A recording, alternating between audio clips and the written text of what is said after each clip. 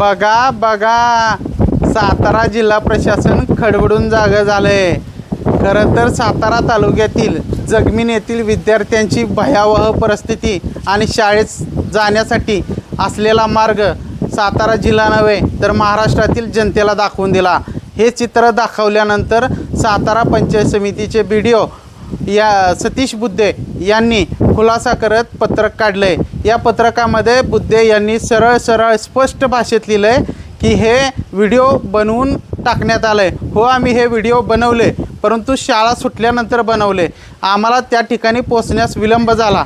मात्र ही परिस्थिती खरी आहे, कारण की खुद्द गावचे सरपंच यांनीच या ठिकाणी या गावाची परिस्थिती नेमकी काय आहे हे सांगून दिलं आहे. खरं तर या ठिकाणी ज्या महिलांकडनं पंचायत समितीच्या अधिकाऱ्यांकडनं जे व्हिडिओ करण्यात आले हे दबावाखाली करण्यात आल्याचा आमचा आरोप आहे.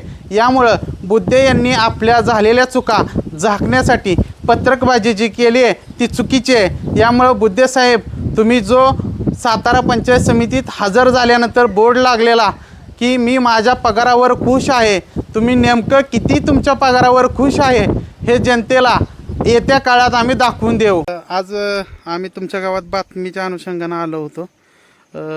तुमचं नाव काय? माझं नाव जगन्नाथ माने. मी सरपंच आहे चाळकेवाडी ग्रामपंचायतीचा. म्हणजे जगमीन वस्ती ही चाळकेवाडी ग्रामपंचायत अंतर्गत येते. ओके. मी आज इथली एक विदारक परिस्थिती बघितली. लहान मुलांना अंगणवाडीत जाण्यासाठी लोखंडी खांबावरून जावं लागतंय.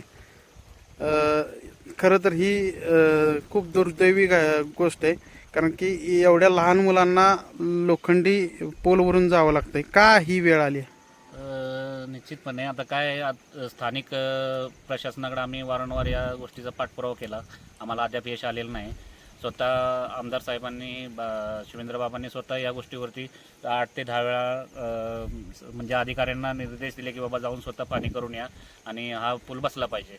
अधिकाऱ्यांनी देखील या गोष्टीकडे दुर्लक्ष केलं आणि त्याच्यामुळं अजून हे झालेलं नाही. पण निश्चित आता बाबा स्वतः आता मी परत बाबा मंत्री झाल्यानंतर आम्ही बाबांना भेटलो. बाबांनी नियोजन विभागाला पत्रव्यवहार केला आहे की बाबा इथं पुलाची गरज आहे, पूल झाला पाहिजे. पण आता आम्हाला नक्कीच अपेक्षा आहे की पूल होईल.